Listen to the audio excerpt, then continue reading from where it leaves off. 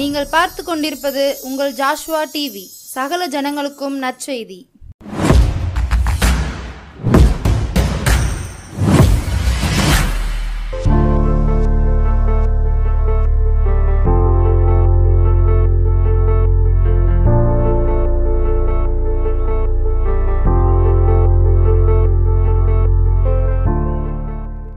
பிரியமானவர்களே, ஆண்டவராய் இயேசு கிறிஸ்துவின் நாமத்தினாலே உங்களை நான் வாழ்த்துகிறேன். இந்த நாளிலும் ஷம்மா மினிஸ்ட்ரி மூலமாக தியான நேரத்தில் வந்திருக்கிறவங்க ஒவ்வொருவரையும் கர்த்தர் ஆசீர்வதிப்பாராக. ஒரு வசனத்தை வாசித்து தியானித்து கடந்து செல்வோம். அதற்கு முன்பாக தலையை தாழ்த்தி ஜெபிப்போம். அன்புள்ள ஆண்டவரே, அருமையான அந்த வேலைக்காக நன்றியப்பா. இந்த பண்டிகை நாட்களில் நீர் பிறந்த அந்த நாட்களிலே நடந்த சம்பவங்களை எல்லாம் நாங்கள் தியானித்து கொண்டு வருகிறோம். இன்றைக்கும் ஒரு பகுதியை வாசித்து தியானிக்கும் போது ஆவியானவர் நீர் எங்களோடு கூட இருந்து எங்களோடு கூட இடைப்பட வேண்டுமாறு ஜெபிக்கிறோம். கர்த்தாவே, சொல்லும்படியும் கேட்கிறோம். இயேசுவின் நாமத்தில் ஜெபிக்கிறோம் நல்ல பிதாவே, ஆமென். கிறிஸ்துவுக்குள் பிரியமானவர்களே, இந்த நாளிலும் வேதத்திலிருந்து ஒரு வசனத்தை வாசித்து தியானித்து கடந்து செல்வோம். லூக்கா எழுதின சுவிசேஷம் 2ஆம் அதிகாரம் 17ஆம் வசனம். அந்த பிள்ளையை குறித்து தங்களுக்கு சொல்லப்பட்ட சங்கதியை பிரசித்தம் பண்ணினார்கள். பாருங்க, இயேசு பிறந்த அந்த நற்செய்தி 2 பேருக்கு அறிவிக்கப்பட்டது. ஒன்று வானசாஸ்திரிகளுக்கு, இன்னொன்று மேய்ப்பர்களுக்கு. ஆனால் 2 பேருக்கும் அறிவிக்கப்பட்டது வெவ்வேறு நபர்கள்.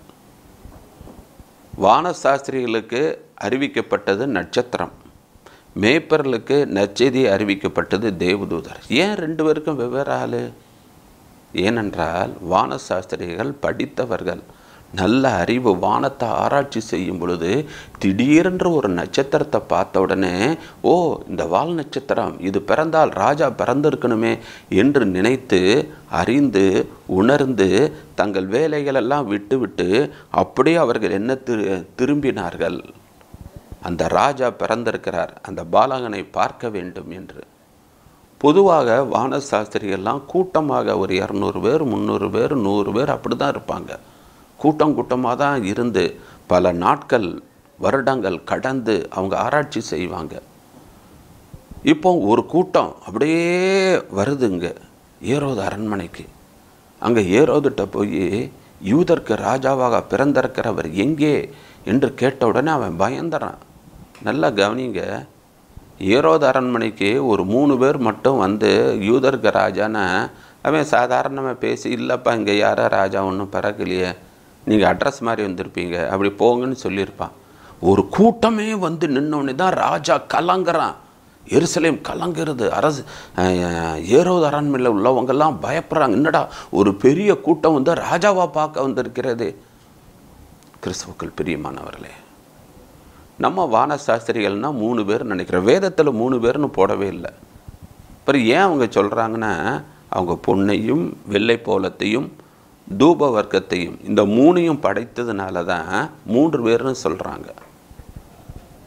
இப்போ ஒரு சர்ச்சில் ஆராதனை முடிந்து காணிக்கை எண்ணிக்கொண்டு இருக்கிறார்கள். அப்பொழுது நான் சொல்கிறேன், இன்றைக்கி எங்கள் சர்ச்சில் காணிக்கை அவ்வளவும் 10 ரூபாயும் 20 ரூபாயும் 50 ரூபாயுமா இருந்ததுன்னா 3 பேர் தான் வந்தாங்களா? இல்லையே. வந்த ஜனங்களெல்லாம் 10 ரூபாயா போகிறாங்க, 20 ரூபாயா போகிறாங்க, 50 ரூபாயா போகிறாங்க. அதுதான் அர்த்தம். காயின்லாம் யாருமே போடலை, எல்லாம் 10 20 50. அது போல தான் வந்த சாஸ்திரிகள்லாம் பொன்னையும் தூப வர்க்கத்தையும் இதெல்லாம் படைச்சாங்க. கிறிஸ்துவுக்குள் பிரியமானல, அவங்க வானசாஸ்திரிகள் படித்தவர்கள், அறிந்தவர்கள், நட்சத்திரத்தை கண்டு இயேசு பிறந்தாருன்னு எருசலேமுக்கு இங்கே வந்தாங்க. ஆனால் இங்கே மேய்ப்பர்கள் படிப்பறிவு இல்லாதவங்க. ஊருக்கு வெளியே மேய்ப்பர்கள் அருவருக்கப்பட்டவர்கள். ஊருக்கு வெளியே வயல்வெளியில் ஆட்டு மந்தையெல்லாம் குளிர் பனிக்குள்ளே காத்து கொண்டு இருக்கும்போது திடீர்னு ஒரு வெளிச்சம் உண்டாகிறது. ஒரு தேவதூதன் இயேசு பிறந்திருக்கிறார், ஒரு நற்செய்தி. ஏன்னா அவங்களுக்கெல்லாம் அவங்க என்ன செய்வாங்க, வயக்காட்டில் உட்காந்து அப்படியே இருப்பாங்க. அந்த நட்சத்திரத்தை பார்த்துருப்பாங்க ஒரு வழியில். இது ஏன் இவ்வளோ பெருசாக இருக்குது, திடீர்னு ஒரு நட்சத்திரம் இருக்குது, என்ன அர்த்தம் அவங்களுக்கெல்லாம் தெரில. அதனால தான் படித்தவர்களுக்கு நட்சத்திரமும் படிக்காதவர்களுக்கு தேவதூதனும் போய் நற்செய்தியை அறிவித்தார்கள். இன்றைக்கி நாம் அந்த நற்செய்தியை மற்றவங்களுக்கு அறிவித்திருக்கிறோமா? இயேசு ஏன் பிறந்தார், எதற்காக பிறந்தார் அறிவித்திருக்கிறோம். சரி, ரெண்டாவதாக பார்க்கிறோம் லூக்கா 2:15 இயேசு பிறக்க போகிறார், மேசியா பிறப்பார்னு யூத ஜனங்கள் தான் ரொம்ப எதிர்பார்க்கிறார். நாங்கள் இந்த ரோம அரசாங்கத்திலேருந்து அடிமைப்படுகிறோம், ஒரு மேசியா பிறந்து எங்களெல்லாம் விடுவிப்பார்னு பல ஆண்டுகளுக்கு முன்பாக ஏசாயா, மீகா இவங்கெல்லாம் தீர்க்க தரிசனமாக சொன்னாங்களே, அந்த மேசியா எப்பொழுது பிறப்பார்னு எதிர்பார்த்தது இந்த யூத ஜனங்கள் தான். வேதபாரர்கள், பரிசேயர்கள், ஏரோது அரண்மனையில் உள்ளவங்க எல்லாருமே எதிர்பார்த்ததான். ஆனால் இன்னைக்கு அவங்களுக்கு போய் தேவதூதன் போய் நற்செய்தியை அறிவிக்கலை. பார்த்தீங்களா, மேய்ப்பர்களுக்கு போய் நற்செய்தியை அறிவிக்கிறார்கள். காரணம் என்ன? இப்போ உதாரணம், யூத ஜனங்களுக்கு போய் அந்த நற்செய்தியை அறிவித்தால் அவங்க என்ன செஞ்சிட்டு இருப்பாங்க? இங்கே வசனத்தில் என்ன பார்க்குறோம்? லூக்கா 2:3 அகசுராயினால் ஒரு கட்டளை, எல்லாரும் அவரவர் தங்கள் ஊருக்கு போய் குடிமதிப்பு எழுதணும்னு ஒரு ரூல் போட்டதுனால எல்லாம் பேக் பண்ணி அவங்கவுங்க ஊருக்கு போய்கிட்டு இருக்காங்க. இந்நேரம் போய் இயேசு பிறந்தாருன்னா சரி நாங்கள் ஊருக்கு போய் குடிமதிப்பெல்லாம் எழுதிட்டு வந்து பார்க்குறோன்னு தான் சொல்லியிருப்பாங்க. இன்றைக்கி நம்ம வீட்டில் அப்படி தானே, நம்மளாம் ஊருக்கு கிளம்பிக்கிட்டு இருக்கோம். சென்னைக்கு 6 மணிக்கு ட்ரெயின், 5:30 மணிக்கு பக்கத்து வீட்டிலேருந்து சொல்கிறாங்க என் பிள்ளைக்கு ஒரு குழந்தை பிறந்திருக்குன்னு. உடனே ஊருக்கு போகாமல் போய் பிள்ளையை போய் பார்ப்போம். சரி நாங்கள் சென்னைக்கு போயிட்டு 2 நாள் வருவோம், வந்த பிறகு பிள்ளையை பார்க்க வரோம். அதனால தான் ஆண்டவர் அவங்கள சொல்லலை. இப்போ சொன்னால் இவங்கெல்லாம் வரமாட்டாங்க, எல்லாம் ஊருக்கு போய்கிட்டு இருக்காங்க, ஆன் தி வே.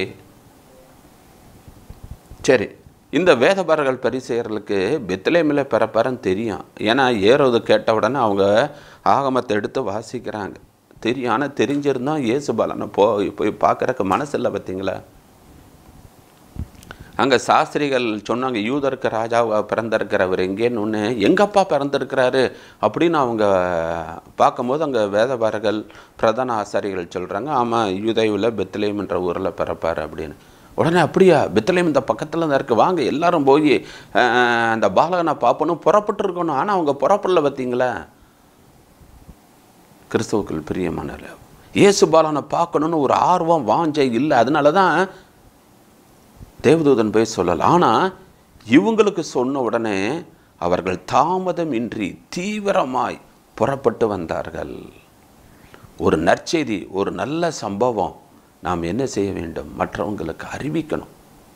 இயேசு ஏன் பிறந்தார், எதற்காக பிறந்தார், அவருடைய நோக்கம் என்ன? நிறைய பேருக்கு தெரியாது, இயேசு ஏன் பிறந்தாருன்னே தெரியாது. சொல்ல வேண்டியது நம்மளுடைய கடமை அல்லவா? நாம் சொல்லியிருக்கிறோமா?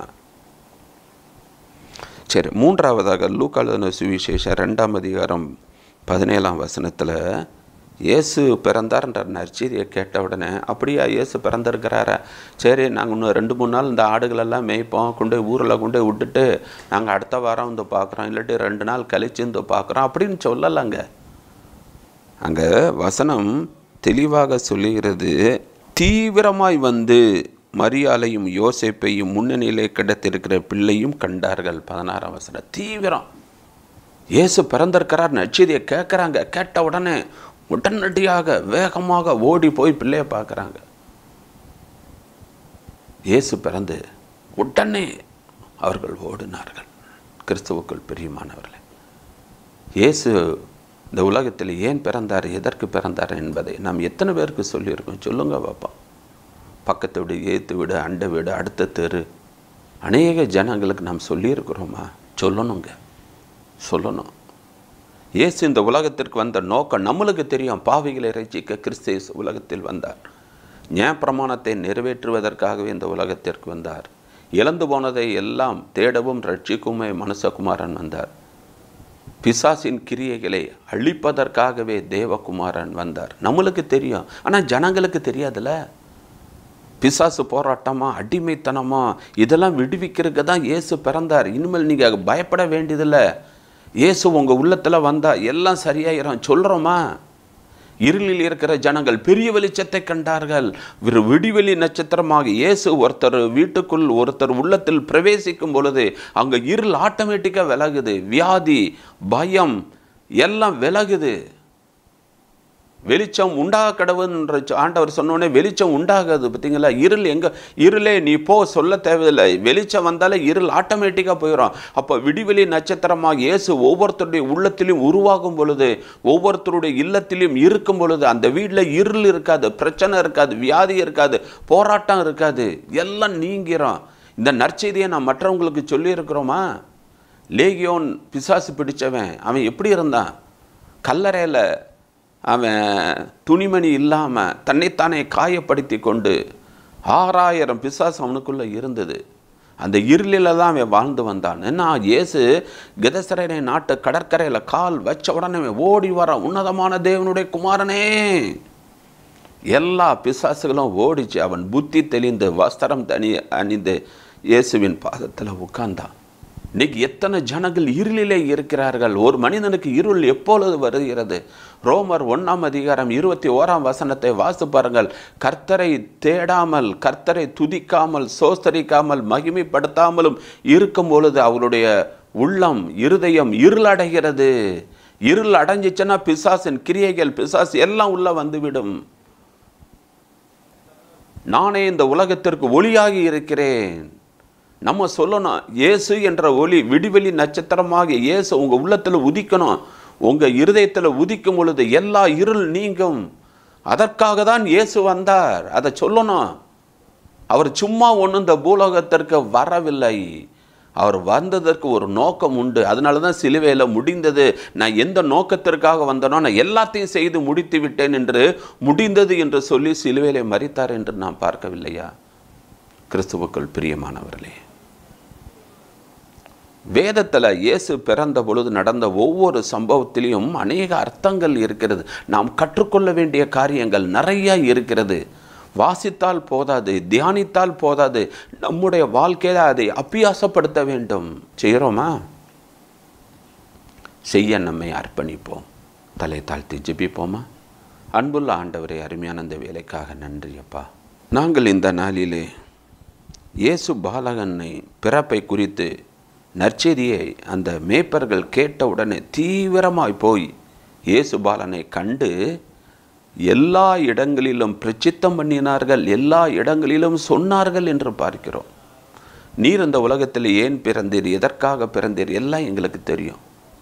பூமிக்கு வந்த நோக்கம், பூமியில் என்னெல்லாம் செய்தீர் என்பது எல்லாம் தெரியும். இன்னும் நீர் என்ன செய்து கொண்டு இருக்கிறீர், என்ன செய்வீர் என்பதும் எங்களுக்கு தெரியும். ஆனால் நாங்கள் இன்னும் அநேக பேருக்கு பிரசித்தம் பண்ணாமல் இருக்கிறோம், மற்றவர்களுக்கு சொல்லாமல் இருக்கிறோம். அநேக பேருக்கு உம்முடைய பிறப்பை குறித்து அநேக பேருக்கு தெரியாமல் இருக்கிறார்கள். அவங்களுக்கெல்லாம் அதை குறித்து நாங்கள் சொல்லணும் ஆண்டவரே, அதை குறித்து சொல்லணும். இன்னத்தில் வருவனை ஒருவனையும் தள்ளவில்லை, புறம்பே தள்ளுவதில்லை என்று சொல்லியிருக்கிறார். எல்லாரையும் அரவணைத்து கொள்ள நீர் ஆயத்தமாக இருக்கிறீர். கிறிஸ்துவுக்குள் பிரியமானவர்களே,